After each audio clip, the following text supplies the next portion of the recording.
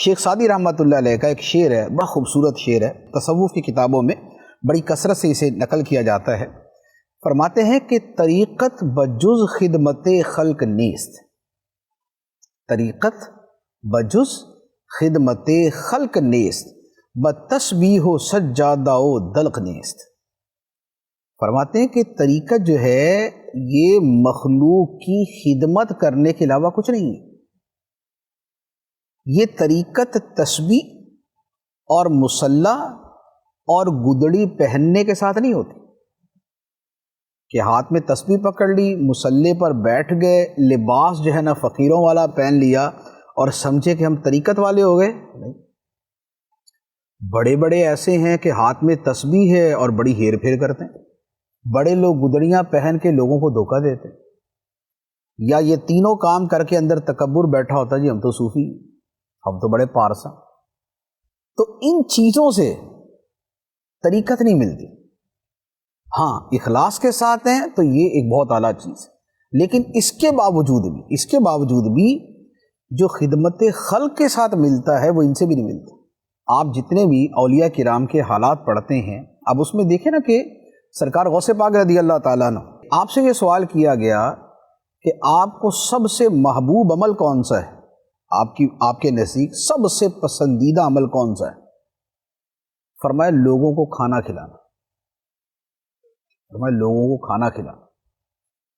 اچھا، اسی طرح ایک اور جملہ ہے، حضرت خواجہ نظام الدین اولیاء رحمۃ اللہ علیہ فرماتے ہیں، اب یہ سلطان المشائخ ان کا لقب ہے، فرماتے ہیں قیامت کے بازار میں کوئی سامان اس قدر قیمتی نہیں ہوگا جس قدر لوگوں کے دلوں کو راحت پہنچانا ہوگا۔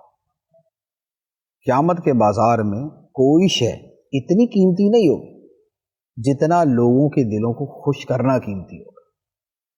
تو یہ سلطان المشائخ خواجہ نظام الدین اولیاء رحمۃ اللہ علیہ جیسے بزرگ فرما رہے ہیں۔ یہ ہے مخلوق کے ساتھ جو پیار اور محبت اور ان کے ساتھ شفقت کا معاملہ، یہ ہے۔ اور اس کی اصل کیا ہے؟ بیسیکلی یہ جو مخلوق کے ساتھ اتنی محبت کا معاملہ یہ کیوں ہے، اس کی وجہ یہ ہے تو وہ شعب الایمان کی حدیث ہے، امام بہقی رحمۃ اللہ علیہ نے نقل کی۔ فرماتے ہیں الخلق عیال اللہ، کہ مخلوق خدا کا کنبہ ہے، جیسے ہمارا خاندان ہوتا ہے، فرمایا مخلوق خدا کا کنبہ ہے۔ فَأَحَبُّ الْخَلْقِ إِلَى اللَّهِ مَنْ أَحْسَنَ إِلَىٰ عِيَالِهِ، اور اللہ کی بارگاہ میں مخلوق میں سب سے محبوب وہ ہے جو خدا کے کنبے کے ساتھ اچھا سلوک کرنے والا ہے۔ تو یہ کنبے کا لفظ جو ہے یہ سمجھانے کے لیے بیان فرمایا، یعنی کہ لازمی بات ہے کہ اللہ تعالیٰ کا یوں خاندان تو نہیں، اللہ تعالیٰ اس سے پاک ہے، لیکن جیسے خاندان کا خاندان والے سے گہرا تعلق ہوتا ہے، تو یہ اس تعلق کی گہرائی ہے۔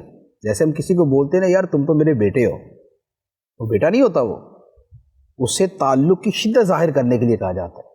تو مخلوق کا خدا سے کیسا گہرا تعلق ہے، یہ اس کا بیان ہے کہ مخلوق خدا کا کنبہ ہے، اور اللہ کو سب سے پیارا وہ ہے جو اس کے کنبے کے ساتھ اچھا سلوک کرنے والا ہے۔